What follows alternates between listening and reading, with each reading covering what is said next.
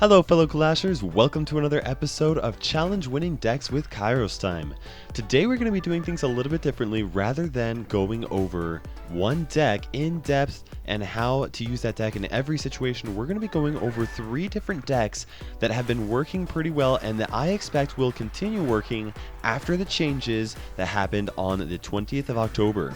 This first deck we're going to be taking a look at is from Doopy from Son of a Witch. As many of you know, I've recently left Son of a Witch to start my own trophy pushing clan, but if you're interested in joining a clan that is already organized and doing well when it comes to climbing the ladder, they are an excellent group of people. I would highly recommend following them. They were like family to me, and I'm still actually having them as a sister clan, so they're great to join. If you're interested in joining them, read the description below and tell them that Kairos sent you.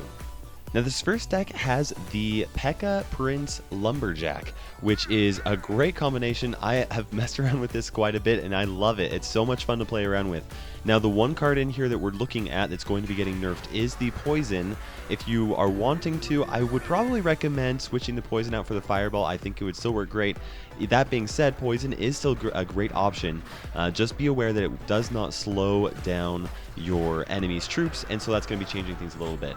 Also, if you do not have the Lumberjack, then feel free to switch him out for the Mini P.E.K.K.A. or even the Rage, and this deck should work out just fine. Now, when it comes to doing this deck, there's a couple things that you want to be aware of. First of all, a good idea is to drop down your Lumberjack in front of your P.E.K.K.A. as she is about to get up to the bridge, because that Rage is so strong, especially when you have your P.E.K.K.A. supported by fellow other troops like the Musketeer and the Ice Spirit like we saw earlier there.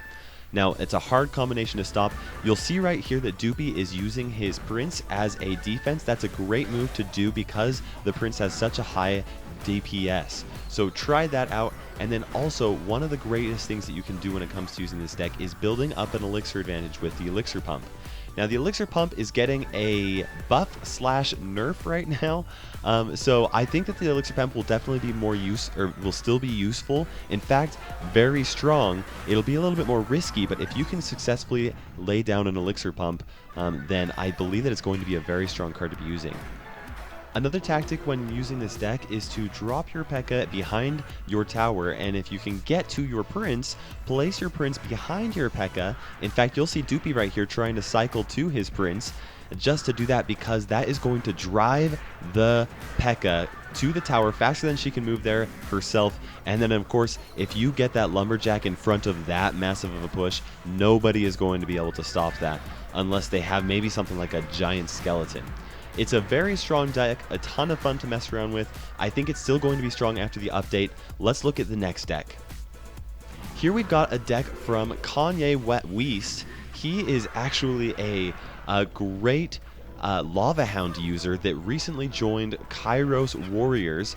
Once again, I said that I had left Son of a Witch to make my own trophy pushing clan. That is Kairos Warriors. If you're interested in joining Kairos Warriors, you'll want to read the description of this video for more information on how to do that.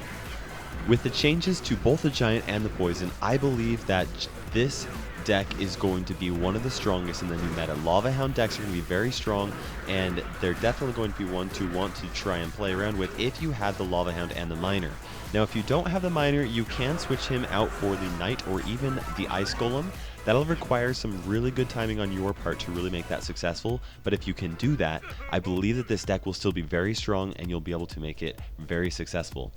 Now, when you're playing this deck does not use the Elixir Collector, and so your goal is to try to put that Lava Hound out as soon as you can.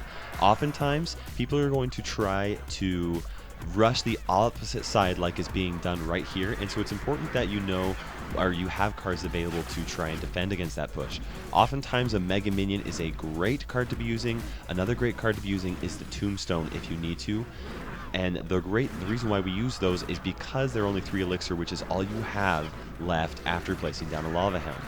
Now, with a Lava Hound being down, another great card to put behind it is the Baby Dragon.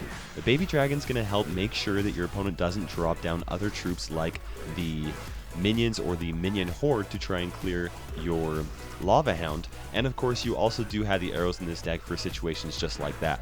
You'll see Kanye not using his arrows even once during this match, and still he's able to cycle to his cards just fine because he has such a great setup in this deck.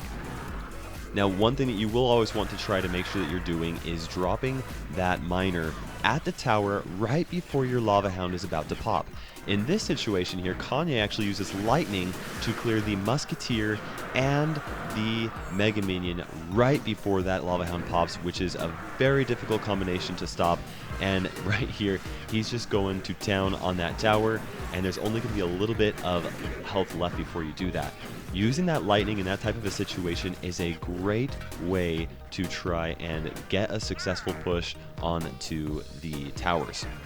At this point, Kanye knows that he's won. All he has to do is cycle to that lightning and it is game over. Let's take a look at the third deck that we have to look at today. This is a deck that does include the Giant, but I wanted to include this deck in here because the Giant's going to be getting a little bit of a nerf, but I still think that he's going to be useful. He's not going to be as overpowered as he has been as we are receiving that nerf on there along with the poison, but I believe that this deck is going to be a great one to be using after the new meta hits, especially as people aren't going to be preparing against Giant decks as frequently. Now, Brennan has won multiple challenges using this deck or a deck very similar to it. The one difference is that he actually switched out the miner for the mini P.E.K.K.A, and so that proves that this deck is very usable if you do not have that legendary card with the miner. So even free-to-play players that do not have all the legendaries are going to be able to do well with this deck. It's a great deck to be using in the ladder as well, and one of the reasons why it does so well is because you have this tempo burn that comes with this furnace, along with that siege rocket right there that can basically clear any offense and also be used to grab a tower. You'll see Brennan right here placing his furnace so that he can go after the other tower because he knows that he's basically taken down that right hand tower down because he still has that rocket available. Now, when it comes to doing this deck, if you do have the rocket available in your starting hand, be ready to place that down in case your opponent has an elixir pump.